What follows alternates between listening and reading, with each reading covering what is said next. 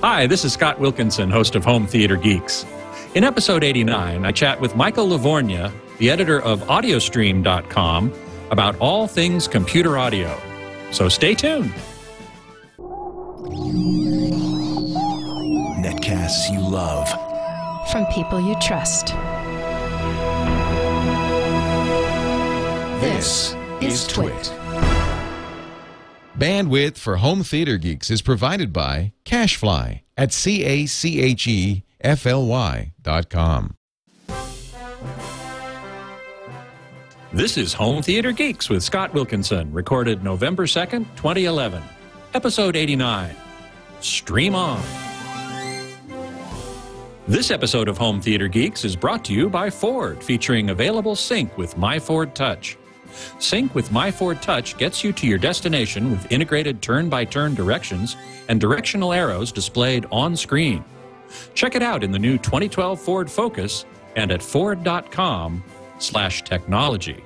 And by Netflix. Watch thousands of TV episodes and movies on your PC, Mac, iPad, iPhone, or TV instantly.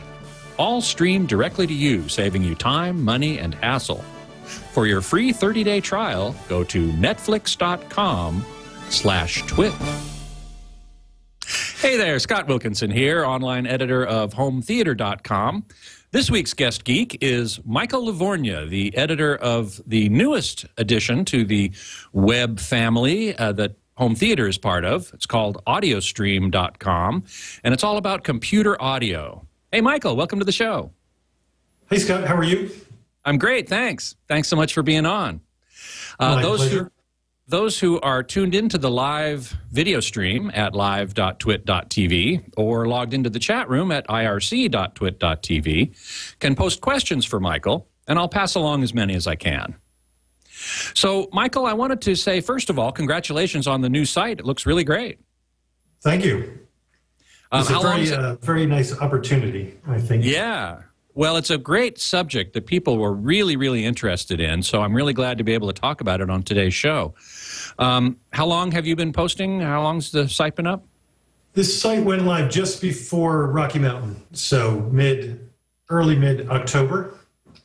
And Rocky Mountain, for those who don't know, is the Rocky Mountain Audio Fest, one of the biggest audiophile festivals that there is in the country during the year.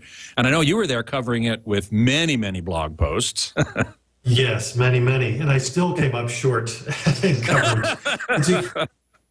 I believe it's the largest consumer audio show in the country these days, with CES being the largest non-consumer audio show. Right, sure, of course. And CES is not only audiophile, but also, you know, home theater, what I cover, yes, plus a bunch of other stuff. Gadgets. So anyway, so certainly there's a lot of stuff that you covered at Rocky Mountain. But I wanted to start, your latest post was actually very interesting. It was a discussion and a description and some photos of your own listening room where you do your testing. Tell us about that, the equipment that's in there, the room treatment such as it is. Tell us a little bit about that. Sure. Well, the room used to be a spare bedroom, and my family was kind enough to allow me to convert it. So I essentially just ripped up the carpet to expose the plywood subfloor, which is actually very good sounding. And because the room is so empty, devoid of furniture, I did use some homemade room treatments, wall hangings, which you can see over my other shoulder. I'm not used to this reverse. Yeah, right. And then there are echo felt panels in the area where I have my desk. In terms of the equipment I'm using to listen, what stays consistent are my speakers, which are DeVore Fidelity the 9s. I use an integrated amplifier currently, the Lieben CS300X. Art Dudley just reviewed the CS300 in stereophile, I think it was last month. It's a tube-based integrated amplifier. I have a MacBook Pro, which is kind of the main computer I use as a music server. I have an iMac, which I am speaking to you through. I have an iPad. I have two PCs, one which I use mainly as a music server. And I do have a turntable in this system as well, the Riga P3. Which brings up one question I was going to ask, which is PC or Mac for music? Is there a preference? Is one clearly better than the other? No. The answer to that question the shorter answer is no. No, and that's almost, really the answer to that question is nearly like asking someone's religion. It's a loaded question. Yeah, it's true. It's not even an exaggeration. But, I think it's easy to say, and it's not arguable that the Macintosh platform is much more user-friendly. But, some people appreciate and would not want to do without the PC's ability for customization and control, let's say, access to functions that, let's say, on the Mac platform, you are locked out of, more so. Mm-hmm. So I think the geekier, if we can stick with that term, since you called me a geek, and I freely admit that I am one. We're all geeks on this bus, that's for sure. The geekier and tweakier people I think, would say to go toward the PC. Whereas the casual user and someone who's more interested in a plug-and-play solution, the Macintosh can be more appealing. So in terms of overall quality. I was going to ask, the difference then seems to be more in terms of user interface and less in terms of the quality of the output. Yes, I would not say that one will give you better results than another. It's how you want to get there. Mm-hmm, mm-hmm. Getting back to your room, I noticed in one of the pictures you have your equipment and your listening chair and everything on a diagonal in the room. Yes. Which I found very interesting. How did that come about? Well, what happened was I am friends with John DeVore, who makes the speakers that I own. So I invited him over, as well as Stephen Mejias, for a listening session to help me set up the room. And it was John's idea to try the diagonal because we were having some issues with a more traditional setup.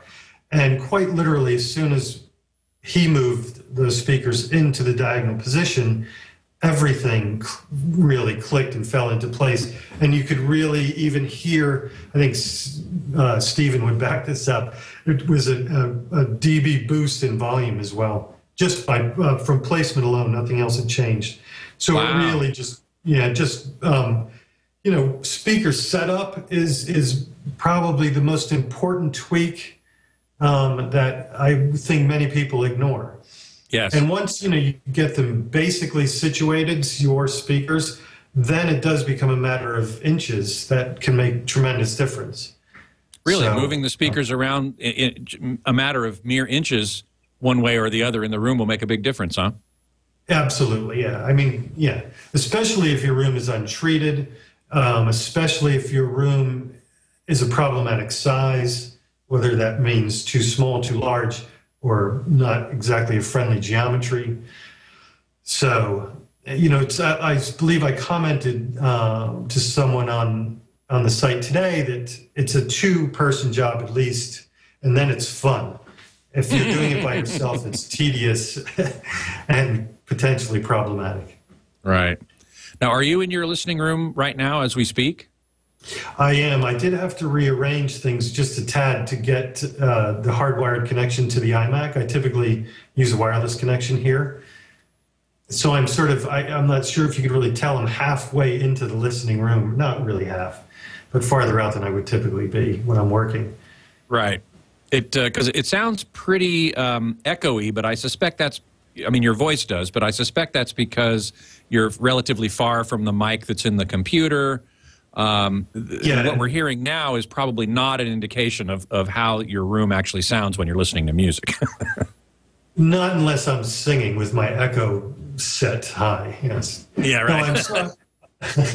No, there's an entryway that's part of the room, which is where my desk sits. And I'm more in that area than I am in the listening room.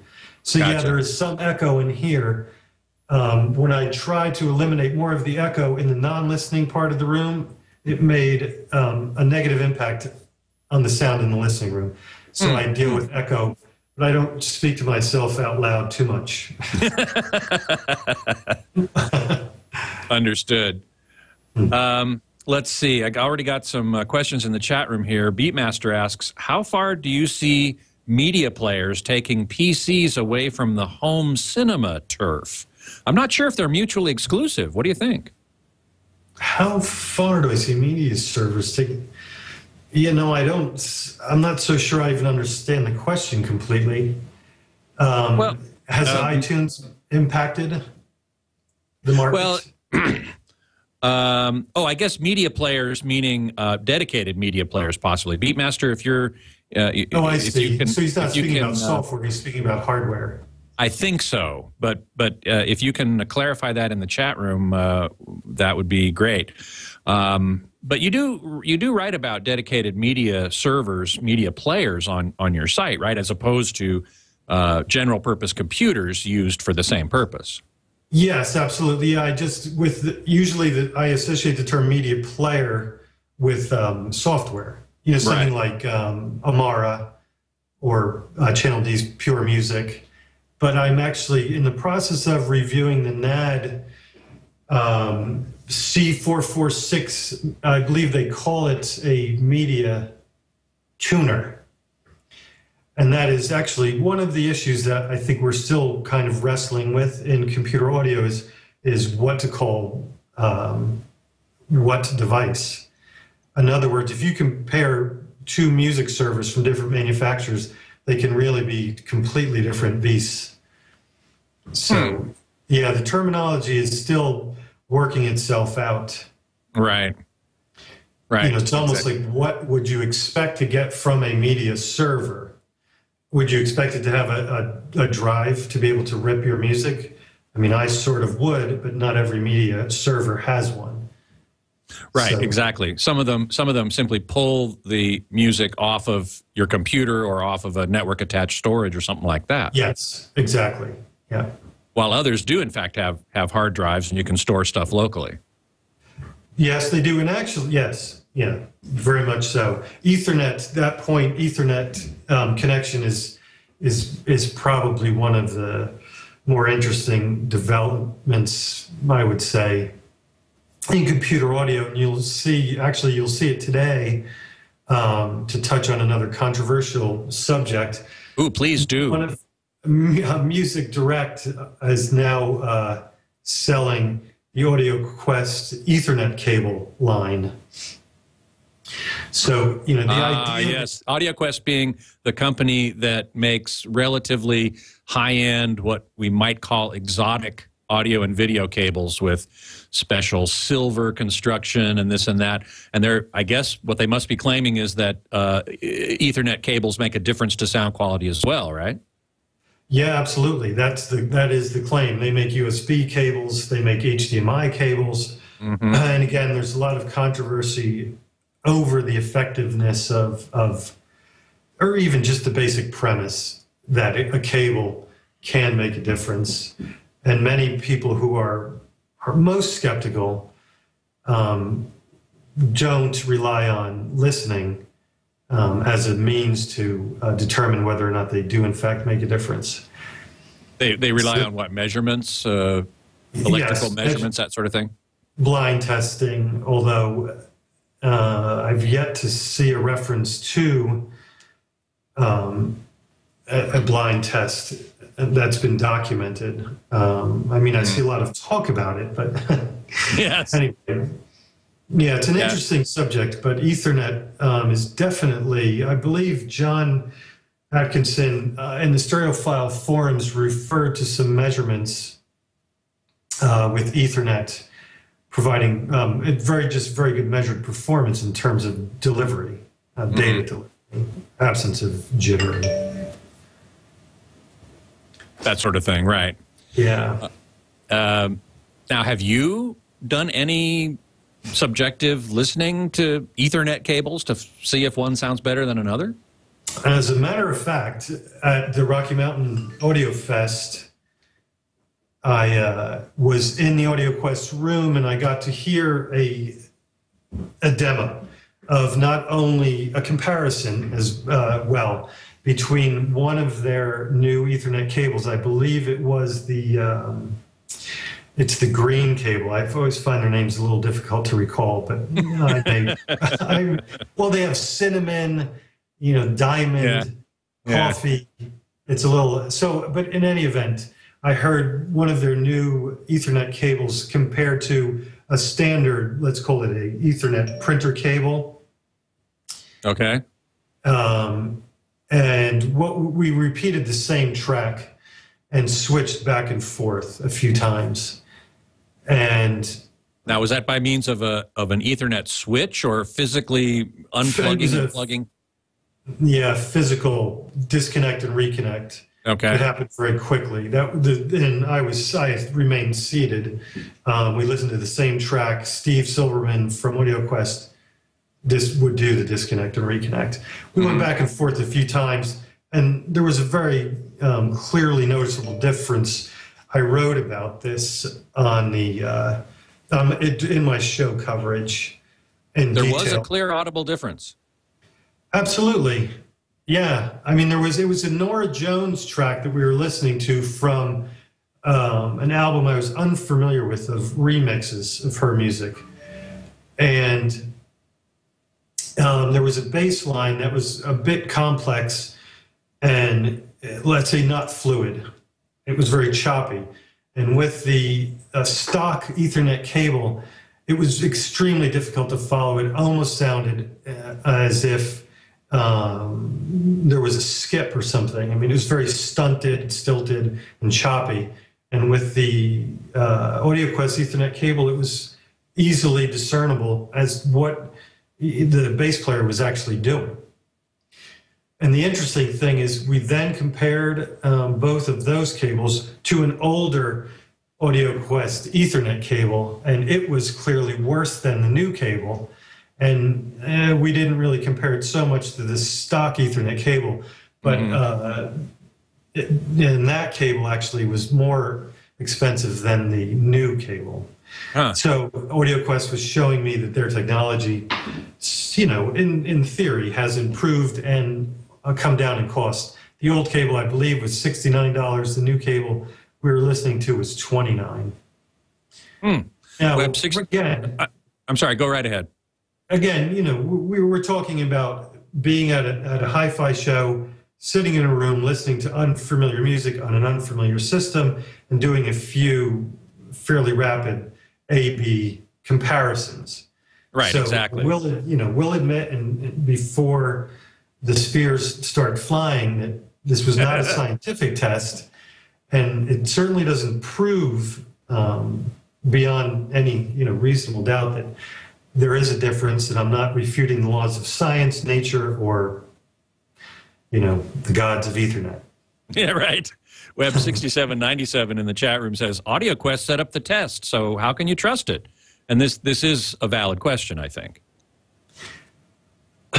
Yeah, absolutely. I'd have to ask the question, what would they have done to jury rig the test? I have no idea. Neither do I. Yeah, but curious minds do want to know. I mean, if someone's going to suggest that a manufacturer is inclined to misrepresent what it is they're doing, I think that same person needs to put forth a proposition that would make sense as to how they would go about that. I mean, I've seen a lot of this attitude within the world of audiophiles. That will immediately assume that manufacturers, recording engineers, musicians, are the last people in the world you can trust, and will do everything they can to mislead consumers. And I am not one to have that opinion without any kind of significant or substantial evidence. So if you've got some ideas as to how they may have fixed the test, I'm more than willing to entertain a reasonable idea. Sure, sure. Well, certainly the idea of cables and their effect on sound quality, both analog and digital, is not one we're going to settle today. Yes, we are. And I'm going to stay here. I have plenty of beer in my refrigerator. Oh, well, good. Then we'll be here all night long, and we will continue to discuss this subject until we collapse and pass out. Yes. I even have a hammer on my desk so I can beat it. If it shows any sign of life near the end. There it goes. All right. Excellent. Excellent. The hammer. Yeah. One other issue among many that you've covered on your site recently is the difference, if any, between losslessly compressed audio and uncompressed audio.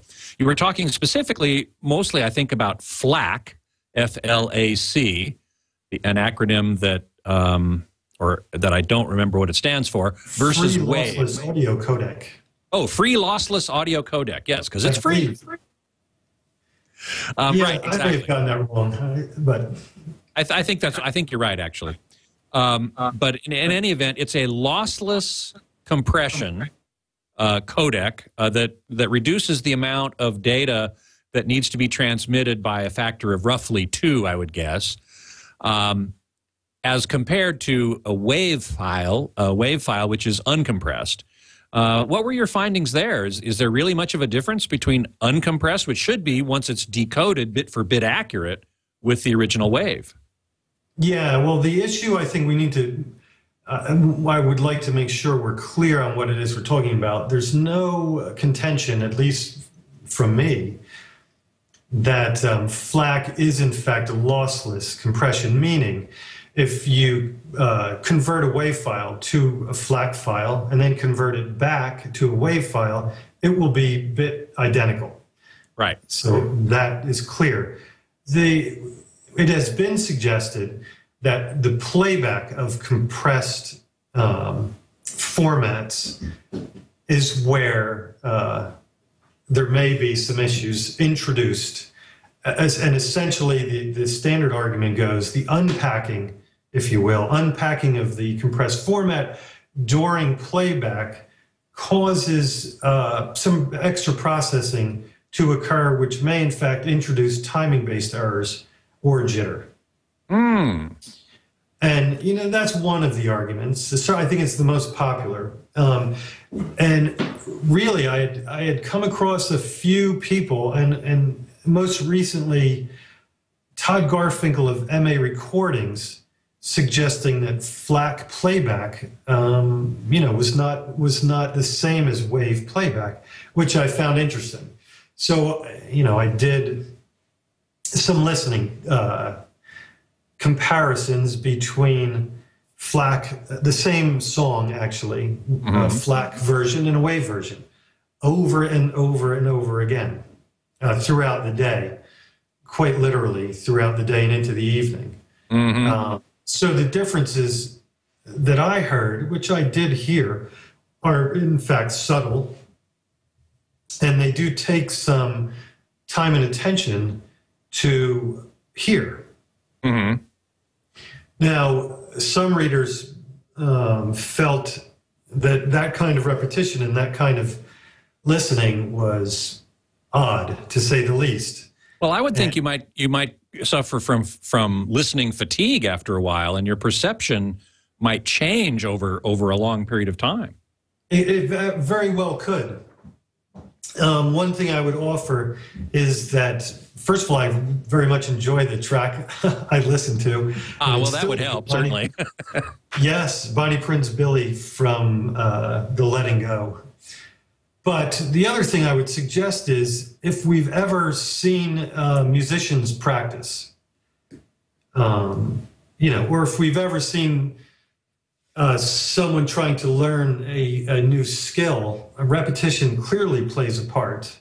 So, it's not such an unusual thing to do. And I've since spoken to a number of people, and the method of listening to the same track over and over tends to be, I think, effective in being able to determine difference.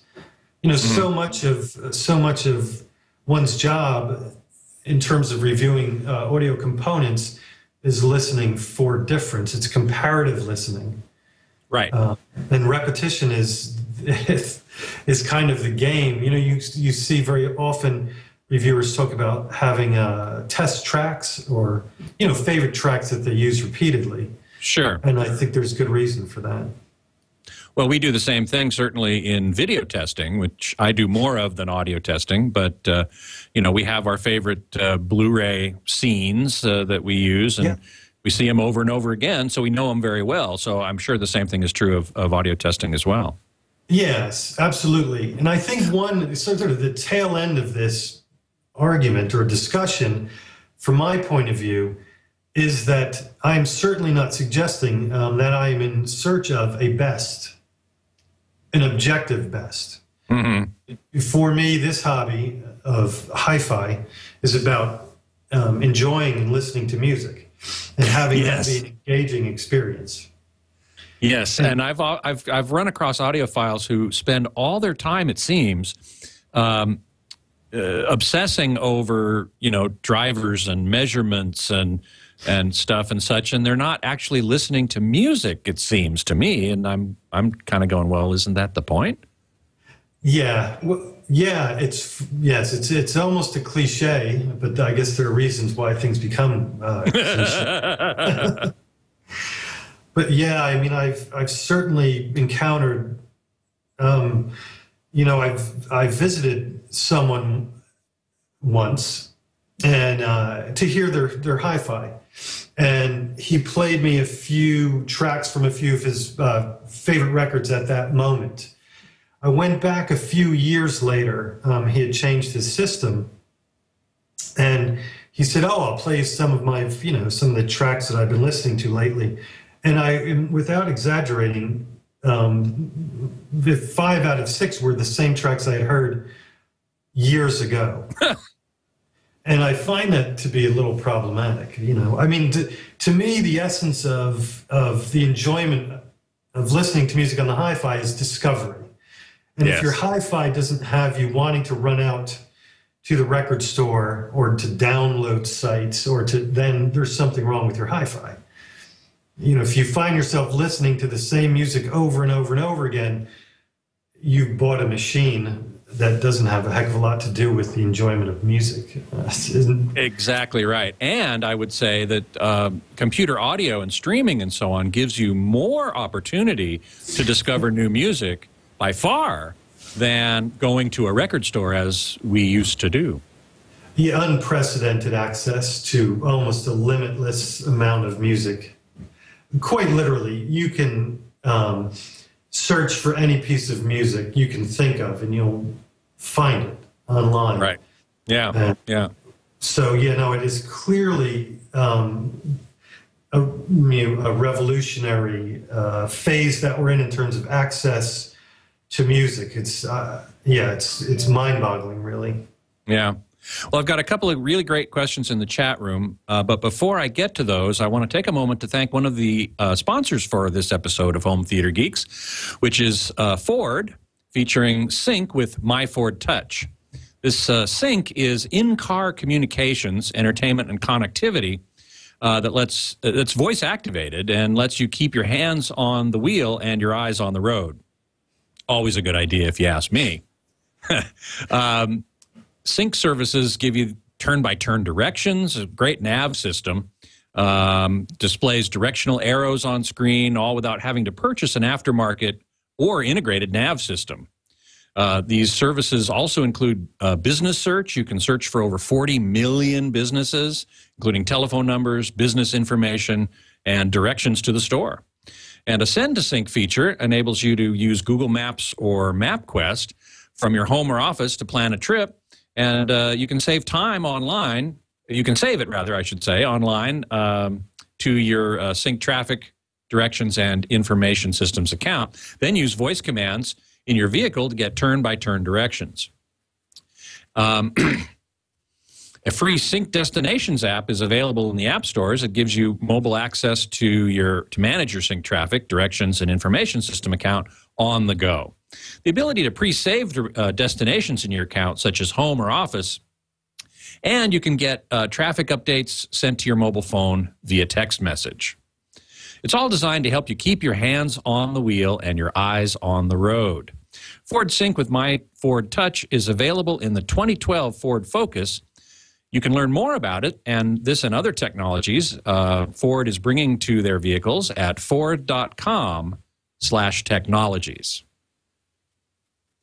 So, Michael, one of the questions that I had in mind to ask you, and F-Loop in the chat room has asked it, has beaten me to the punch here, as it were, which is the whole idea of external DACs, digital to analog converters, which seem to be a very large part of the computer audio universe, if you will. What's so important about them? You could have them inside the computer or outside the computer externally. Is there much difference between brands? I know that's a large area to cover, but give us your overview of that, if you would. Well, let me start by saying I surely hope so, because I spend an awful lot of my time listening to different DACs. Let me start by saying, is there really a big difference between one DAC and the next? Well, certainly. I mean, there are differences even in their approach to the technology. It's almost I almost don't know quite where to start. I mean, it's always an interesting, we'll keep hitting on these hot buttons, but you can buy a USB DAC that simply connects to your computer's USB port. Pretty soon we'll be seeing them below $50. And you can buy a USB DAC for $15,000. Essentially, two devices that do, is the same thing. Right. So if in fact there's no difference between them, then we've got a problem, I think, to talk about. But yes, so certainly there's different approaches with the technology. One of the more recent and more popular approaches to the USB connectivity in terms of a DAC is asynchronous USB connectivity. Exactly. In fact, Bruce S. in the chat room is saying, when he was referring back to our discussion of unpacking and timing issues, and saying, wouldn't an asynchronous USB DAC solve timing issues? Well, the asynchronous USB DAC comes after any effect that the playback of an uncompressed file might have. Or losslessly compressed, you mean? Yes, I'm sorry, losslessly compressed. Yeah, flat playback. Right. So, yeah, the idea it's an interesting point, but the time, I'm hesitant to jump right on that without giving it some thought, which is okay. Yeah. Well, that's fine. That's a very good point. In theory, and certainly in some practical implementations, asynchronous USB DACs have offered very low measured jitter performance.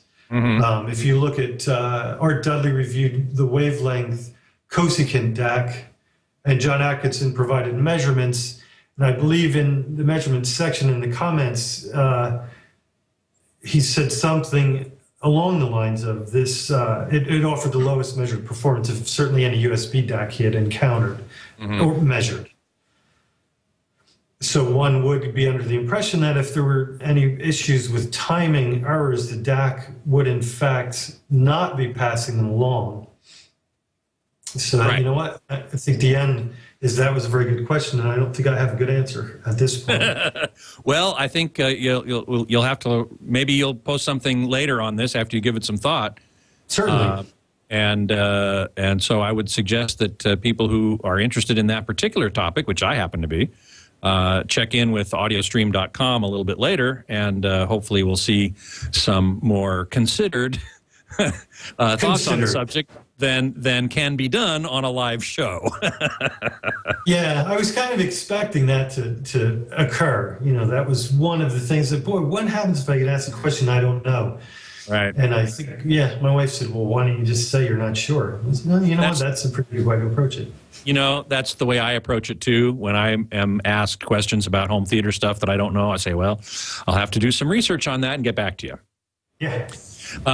So is USB the best connection for a DAC? It may be the only one available these days. I'm thinking of FireWire, perhaps, or... Yes, there are a few DACs that offer FireWire connectivity, and also we shouldn't overlook Toslink. MacBook Pros come with, it's something that's easily overlooked, the headphone out, which most people look at as a headphone out, actually incorporates a Toslink connection. So which is optical digital audio. Optical digital audio, just mini Toslink to plug in to that port, and yeah, you're good to go. Toslink out. So I will, in the very near future, be comparing, because I have a few DACs in that offer both USB and Toslink inputs. Some comparisons between the two, but I would not say that one can draw any conclusions that one connectivity method is simply better than another. It absolutely comes down to the implementation in the specific DAC. Right. You know? Right. How important is the? Well, one question that actually somebody asked you. One of the things I like about your website is that you answer reader questions, as I do on home theater, and I think that's a great thing to do.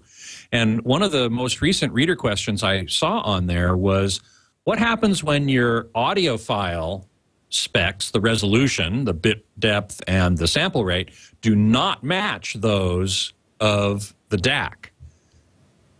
And I'd love to hear your response to that. Yeah, could you just to clarify what we're talking about, or could you give me an example? I'm not sure. Well, your DAC maybe is 24-bit, 192 kilohertz. Yes. But your audio file may be 20 bits at 88.2 kilohertz. For example. Right. What happens? Well, the answer to that is it depends. And it depends on a few things, but I guess the easiest place to start would be what you've told your media player of choice to do. So in other words, you have, and it does depend from media player to media player, and also, you know, and that includes iTunes, which is a media player, as well. So the easiest example, and if we want to start with, I think one of the more popular players, iTunes does not offer sample rate conversion. Because that's really what we're talking about here. I'm sorry? That's really what we're talking about here, is sample rate conversion. Yeah, exactly. So if you're using iTunes, you set the bit sample rate in iTunes setup. And no matter what you play through, iTunes will up or down sample to that specified rate. Typically, that rate is set to match your DAC. How, you know, and that is, in my opinion, one of the largest strikes against using iTunes as a player for anyone interested in high resolution downloads. Ah, interesting. Well, sure. You know, if you've got a mixed library of ripped CDs at 1644, and now you're starting to go to sites like iTracks or HD Tracks and buy high resolution downloads, if you're playing all those through iTunes, it's going to pipe and tunnel everything through down or up to the same bit sample rate. That's why the market for add-on players or replacement players for iTunes is so important. Again, products like Amara, Pure Music, BitPerfect, those are all on the Mac side. Fubar 2000 is a free PC-based player. J River Media Center. There are a lot of them. I don't, you know, there's more than I could list right now. Sure. And those are all software programs that replace iTunes playback? They either replace it or they ride on top of it. Pure Music plays along with it. BitPerfect plays very much in the background. You don't even know it's on, essentially.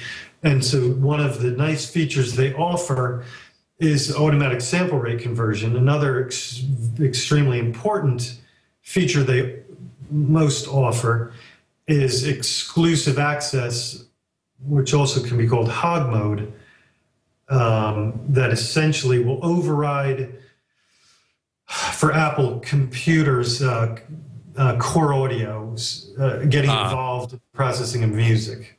Right. So it's a cleaner path from your music out to your DAC.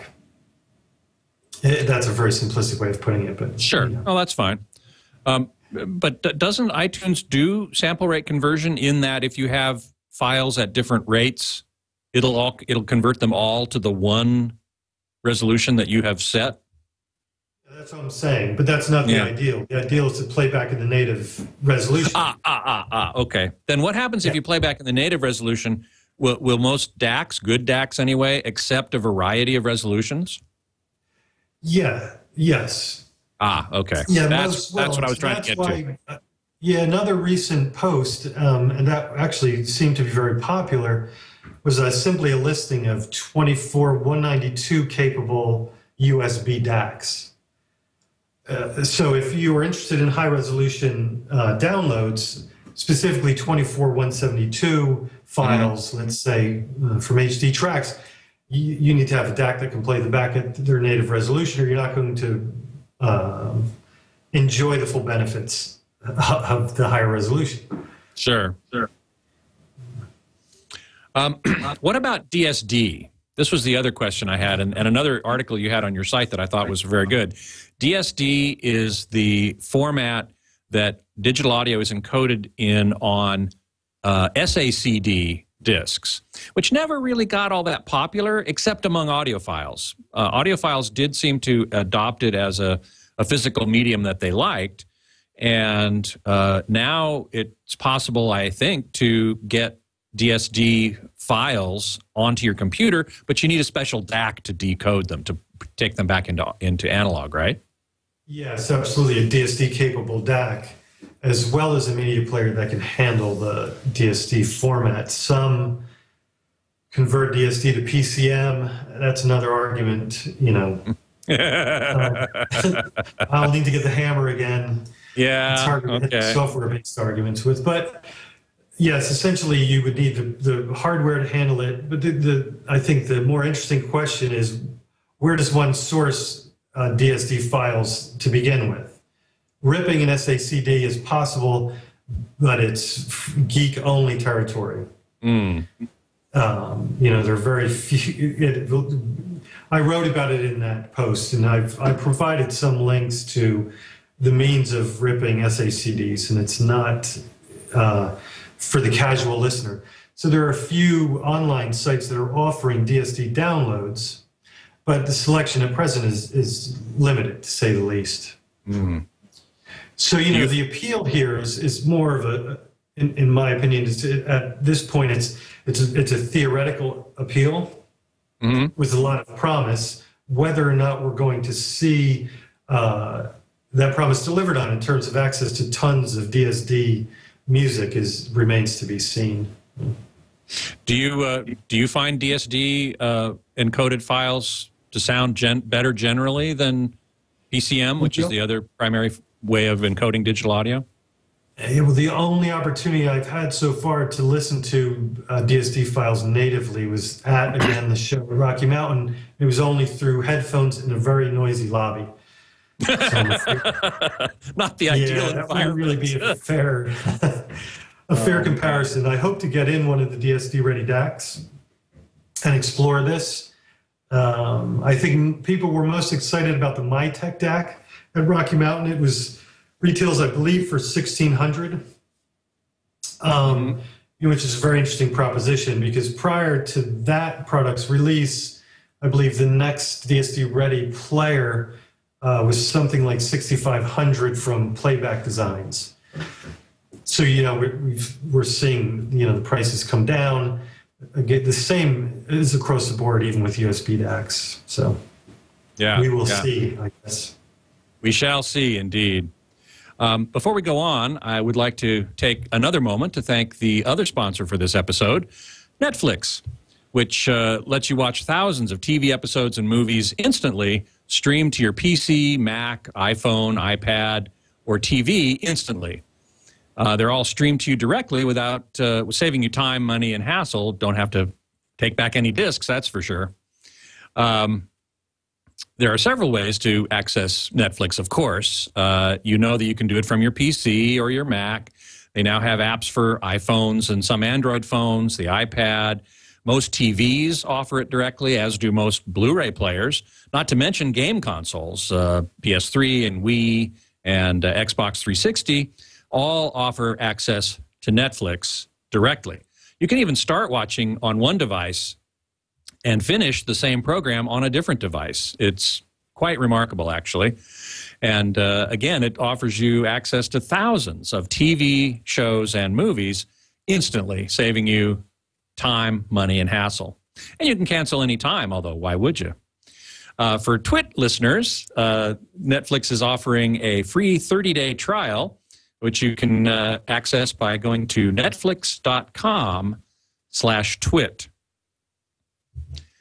So, Michael, I wanted to ask you in the waning minutes of our show here, generally, two things really. Generally speaking, what are your favorite sources for high-res audio downloads? Well, the options are still somewhat limited, and I guess, boy, if I were being politically correct, I'd say all of them are my favorites. Yeah, but come on. It's just HD Tracks has the more of the kind of music that I am more interested in hearing. Okay, and so in a sense, part of it is what your personal taste is. Absolutely, yeah. And for me, if I can put it this way, if we're going to create a criteria, music quality comes first, sound quality comes second. Very good. Things fall down. So I'm much more interested in a crappy sounding copy of music that I enjoy than a great sounding copy of music that puts me to sleep. Right. Aaron B. in the chat room says B&W has a great resource. It's true. They have their Society of Sound, which offers, I think, high-res downloads, right? Yes, absolutely. And it's all, I would want to use the term curated, but it's put together by, I'm not going to remember, so I'm not going to try and guess. But it's someone like Peter Gabriel. I think it is Peter Gabriel, as a matter of fact. Yeah, I'm pretty sure that's correct. Yeah. I'm not positive. And one of the ones that I like very much, and its founder has been on the show a couple of times, Mark Waldrop, is iTracks. Have you had much experience with that? Yeah, I don't yet. I'm certainly well aware of it. Mark was kind enough to participate in one of the earlier articles on the site, the future of high-end, future of computer audio. So we had an email exchange, and I certainly intend to explore his catalog in the very near future. Let's see. I got a question here. Hermes in the chat room wanted to know about your David Lynch album review.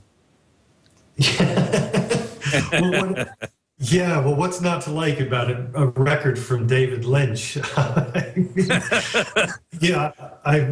can hardly be critical in any way, shape, or form. He's a fascinating character. He's incorporated music into his films in a way, I think, unlike many and most other directors, in that it's not a soundtrack. The music at times plays a very important role in his films, and he sings and plays guitar on this album, and he's written the songs. Wow. So, everyone should have a copy of Crazy Clown. I don't even remember the name. It's great, though. I mean, I enjoy David Lynch. I enjoy his movies, and he's a fascinating character. Is he a good musician? I think good is one of those words that I can use, but it's not going to, it's not, I can easily see a lot of other people saying it's bad. I might even agree that it's bad, but for me, that might be good. Dr. Mack, Segovia. He's not Segovia. Okay, no, I believe that. Dr. Mack in the chat room asks, what do you use to digitize LPs and cassettes? Boy, cassettes, I won't be able to answer that question off the top of my head. For LPs, there are a variety of options, and those options do depend on how much one wants to spend and the resulting quality of the rip. So you've got anything from USB turntables with USB ports on them.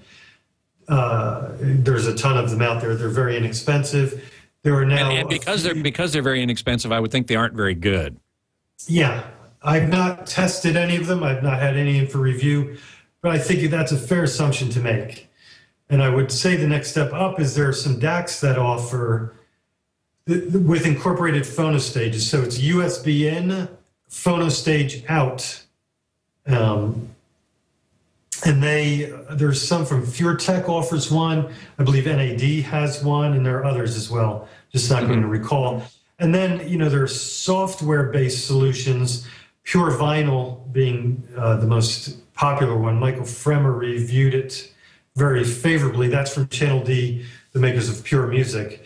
That also involves some hardware requirements as well, A to D converters. I got to see a demo of that process in Denver at Rocky Mountain. It's fascinating. So again, that's Pure Vinyl is the name of that product. It's time consuming. You have to be ready to devote some real time. If you want to do it right and well, yeah. If you want to do it right, yeah. Manually tagging each track, it's not obviously. I've not seen any software capable of reading track and album information off vinyl. Doesn't exist. I think not. It's viable, it's out there, and there's lots of options. Just depends on what your end game goal is. Yeah, your budget both in terms of money and time. Yeah, absolutely. Web 3341 in the chat room has been patiently asking, is HD Tracks native high resolution? It is, isn't it? Well, that's it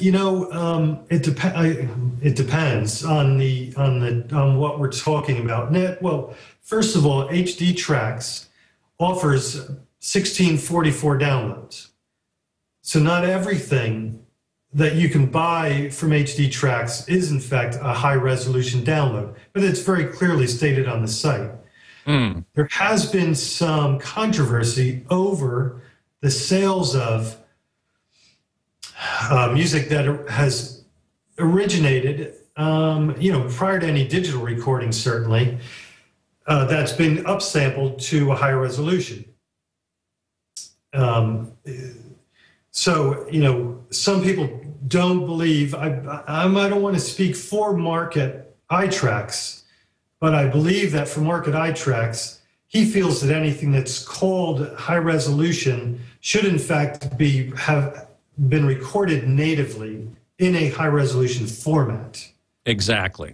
You see, we've got some, but so you can download Ella Fitzgerald and Louis Armstrong from HD Tracks 2496 or 24172, and certainly those recordings weren't done in a digital high resolution format originally.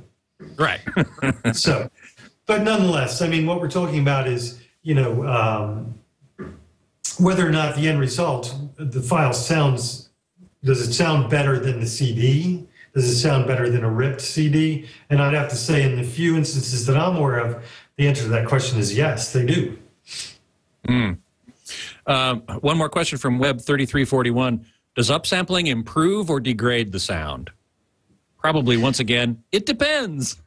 Yeah, that's, what, I should have just written that on a card. It certainly does. Yeah, it depends on any number of things. The quality of the original recording, the process used to upsample, one's own personal preferences. I mean, many of the players, the media players that I mentioned earlier, offer the ability to upsample everything, to a specific bit sample rate. And some people prefer that sound, while others prefer to listen to files in their native format. I think it's clearly a question of personal preference, again. And since it's so easily accomplished in software, listening to things in their native resolution versus upsampling, it's not really, I don't believe, anything that needs to be pained over. You just simply listen and decide for yourself which you prefer. Well, listen, I wish we could go on. There's a lot more that I have on my list to ask you, but that just means you'll have to come back again, will you? I will have to come back, yes. Excellent. Absolutely. Thank you so much, Michael, for being on the show. Well, thank you, Scott, for having me. It was a pleasure. Thank you. I'm glad you had a good time. You can read all of Michael's content, all the things he writes about, which are all the things we talked about, and then quite a bit more, at audiostream.com. Which is a new sibling site of the company that I work for that produces my site, hometheater.com. You can also email me at scott@twit.tv, and you can follow me on Twitter at htgeekscott. Next week, my guest geek is scheduled to be Kevin Vakes, the speaker designer for Revel speakers and the head of product development for the Harman High Performance Audio Group. And we're going to be talking about all things speakers. Should be very interesting. So I sure hope you'll join me for that. Until then, geek out.